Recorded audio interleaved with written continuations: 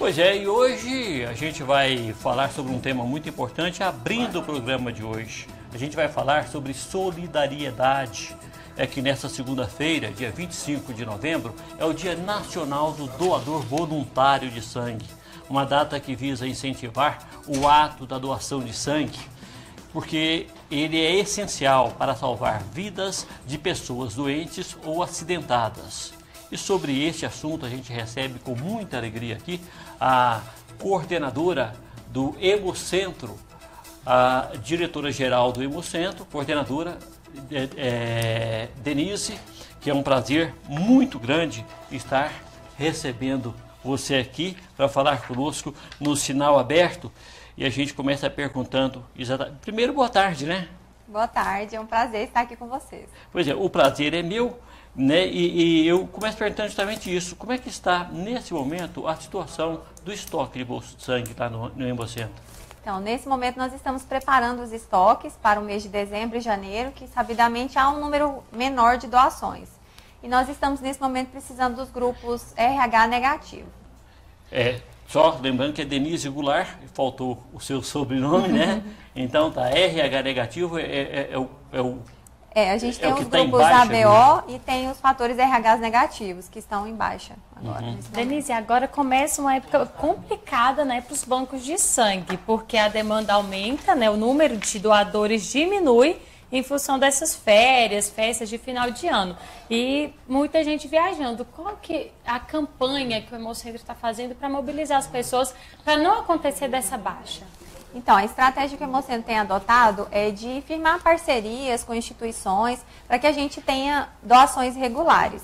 No mês de novembro, início de dezembro, a gente ainda consegue firmar algumas campanhas e a gente oferece a unidade móvel para trafegar aí pelo estado de Goiás, aqui na Goiânia, região metropolitana, para a gente chegar cada vez mais próximo desses doadores. Vamos lembrar quem é que pode doar sangue? Vamos sim. Então vamos. Quem pode doar sangue? Então, para ser doador de sangue, precisa ter entre 16 e 69 anos. Os menores de idade precisam da autorização dos pais. As pessoas que têm mais de 60 anos podem continuar doando até os 69 se elas tiverem doado pelo menos uma vez na vida até essa idade. Precisa ter mais de 50 quilos, boa saúde e ter dormido bem na noite anterior. Não pode ser hipertenso? O hipertenso, se tiver controlado, ele pode doar sangue sim. Não pode ter tido doenças infecto-contagiosas, como por exemplo hepatite C? Então, o histórico de hepatite a gente avalia na triagem clínica, mas as pessoas que tiveram hepatite até os 11 anos de idade, subentende-se que a hepatite A, esses podem continuar doando sangue. Os demais, eles são inaptos, infelizmente. E é possível identificar por que a procura é sempre abaixo da demanda? É uma questão cultural no Brasil. A gente sabe que o que a Organização Mundial da Saúde recomenda é que de 3 a 4% das pessoas deveriam ser doadoras. Dessa forma, os hemocentros não teriam nenhuma dificuldade de manutenção do estoque. Mas no Brasil, essa não é uma realidade. A gente tem menos de 2% da população doadora de sangue. Então, existe ainda muito mito em relação à doação de sangue. Tem gente que pensa que vai engordar, que vai ter que ser um doador frequente, ou que é um procedimento muito doloroso, muito complexo, e na verdade não é. É um procedimento rápido, que desde o cadastro até a doação em si demora em torno de 20 a 30 minutos. A gente avalia os critérios de doação de segurança tanto para o doador como para os pacientes também, de forma que a doação, quando ela é efetivada, ela está considerada realmente segura. Se tiver, por exemplo, uma doença prévia do doador que irá comprometer algum risco para ele, a gente não orienta a fazer a doação, ele vai ser inapto e liberado. Pois é, o exame pré-doação, ele é feito todas as vezes que o doador vai fazer a doação? Todas as vezes, porque as doenças infecto-contagiosas, elas podem serem transmitidas de várias formas. Então, por exemplo, eu sou uma doadora regular, e eu fiz exame na minha última doação há 3 meses atrás. Posteriormente, eu posso ter feito um procedimento invasivo ou ter contato sexual de uma forma arriscada e eu posso estar no processo de janela imunológica. Então, por isso, a gente testa o sangue todas as vezes que o doador faz a doação para garantir que esse sangue que vai para o paciente esteja em condições mesmo de segurança. E as pessoas que estão usando algum tipo de medicamento também são impedidas de doar? Tem algum medicamento específico que não possa Então, fazer a depende doação? do medicamento que ela está utilizando. Tem medicamento que não tem, analgésico, por exemplo, não tem nenhum impedimento para doação de sangue. Mas na triagem clínica são avaliados todos esses critérios do histórico de saúde do doador, se ele tem doença crônica, se ele está num tratamento temporário, um tratamento dentário, fez um procedimento cirúrgico, tudo isso é avaliado. Existem prazos que são definidos pela portaria do Ministério da Saúde. Se tiver fora desses prazos, ele está apto para fazer a doação. E a ingestão de bebida alcoólica, por exemplo? Ingestão de bebida alcoólica não é recomendado se foi realizada antes de 12 horas da doação, né? Então, a gente orienta que faça a doação primeiro, tenha o repouso da doação e aí sim faça a ingestão de bebida alcoólica. Falando agora da doação, vamos falar sobre quem atende o chamado para doação. No dia da doação é preciso de alguns cuidados. A gente vai verificar agora na cartela e aí eu queria que você também depois pontuasse para a gente. Tem que estar bem alimentado, né? Isso é um quesito muito importante. Repouso no mínimo de 6 horas na noite anterior à doação. Não ingerir bebidas alcoólicas nas 12 horas, né, anteriores, né? Evitar ingerir alimentos gordurosos, evitar de fumar nas 3 horas antecedentes à doação e levar um documento original com foto. São itens importantíssimos, né, que fazem parte para esse processo, esse procedimento da doação, né? Sim, esses critérios que foram apontados, eles visam a segurança do próprio doador, né, e também dos pacientes. Em relação ao documento, vale esclarecer que é uma exigência da legislação, é para a segurança do próprio doador, para que a gente identifique corretamente as amostras. A gente sabe que existem muitos homônimos, né? Às vezes tem o mesmo nome, difere só o nome da mãe ou o número do CPF. Por isso que é tão importante apresentar esse documento para que todos os dados sejam checados, a gente tenha certeza da identificação do doador. E o Hemocentro também está preparado para receber outros tipos de documento, por exemplo, o e-título, a CNH digital, que a gente sabe que facilita o acesso para as pessoas. A gente tem receio de andar com muito volume de documentos, então a gente tem essa opção também de usar os documentos digitais. Hoje, se tiver, a gente espera que não tenha de jeito nenhum, né? Mas se tiver um grande acidente aqui em Goiás, então, em Goiânia, nós temos problema. Nós temos o estoque satisfatório hoje, felizmente, graças a esse trabalho que nós estamos fazendo ao longo de todo o ano, mas a gente chama a atenção da população para que doe sangue regularmente, não só nesses períodos de férias, de viagens, né, ou então, no caso da dengue, que às vezes chama muita atenção da população, mas o Hemocentro trabalha o ano inteiro para atender doenças crônicas, os grandes hospitais, a gente atende o estado inteiro de Goiás. Então, imagina, às vezes a gente vai fazer um tratamento simples, uma cirurgia plástica, uma cirurgia eletiva. Ela pode evoluir para uma complicação e precisar de uma transfusão sanguínea. Então, a gente precisa garantir que o Hemocentro tem um estoque estratégico, satisfatório durante o ano inteiro. Então, a gente não deve doar só uma única vez para uma pessoa conhecida. Se envolver realmente nesse ato de doação e doar com regularidade.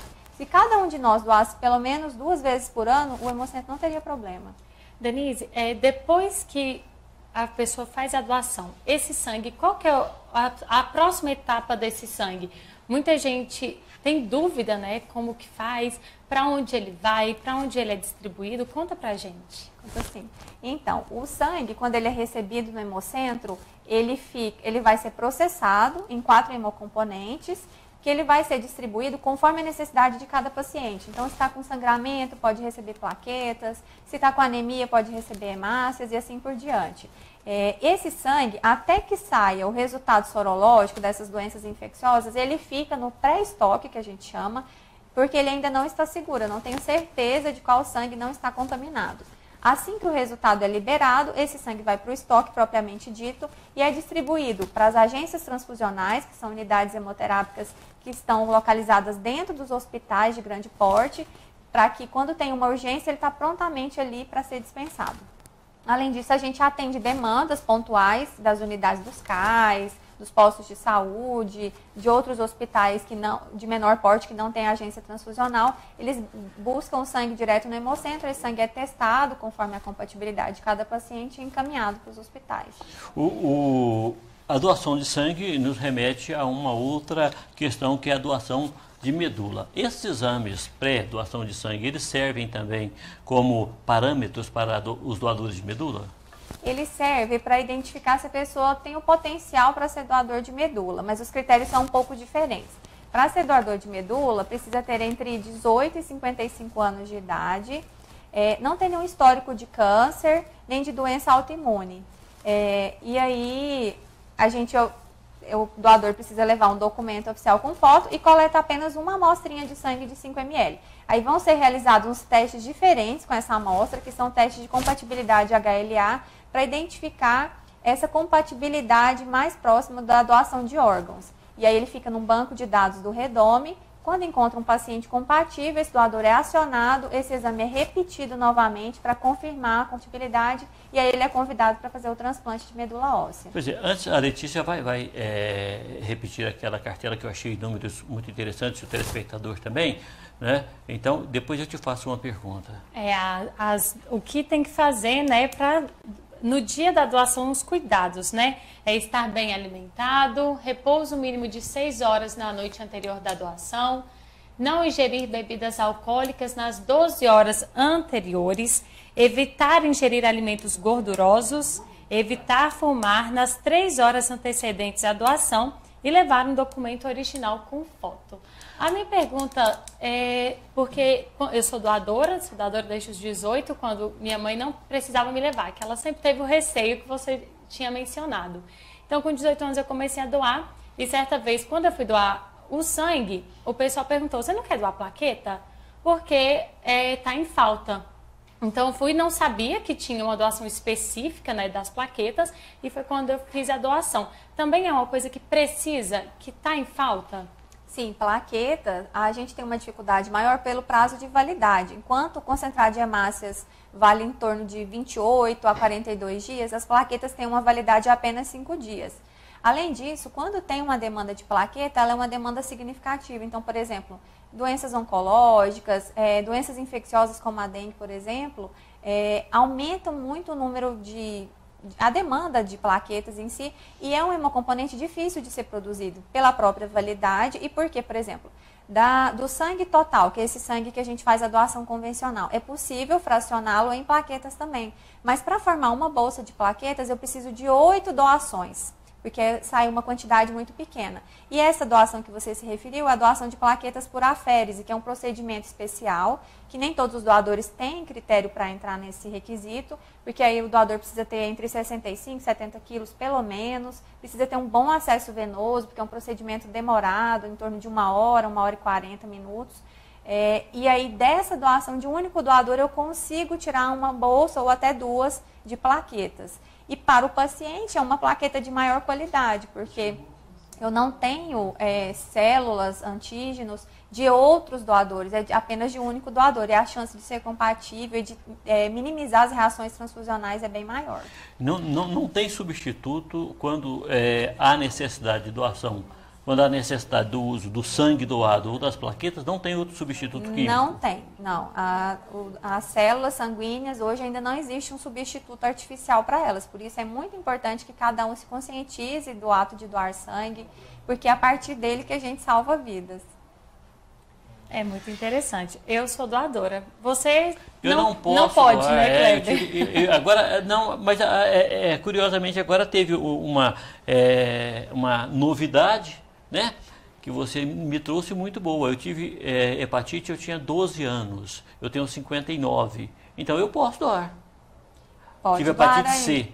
Não, hepatite C é impeditivo para doação de sangue. Aí, a hepatite a hepatite A que pode continuar doando porque a transmissão dela não é sanguínea. É fecal oral, que a gente chama, por água e alimentos contaminados. Coração bom igual esse meu, a hora que eu morri eu joguei fora. Olha. Pode um negócio desse? Coração, rim, fígado, tudo né, bom, Kleber? tudo perdido. Eu quero voltar à questão da doação de medula, porque para fazer um trabalho mais educativo, né?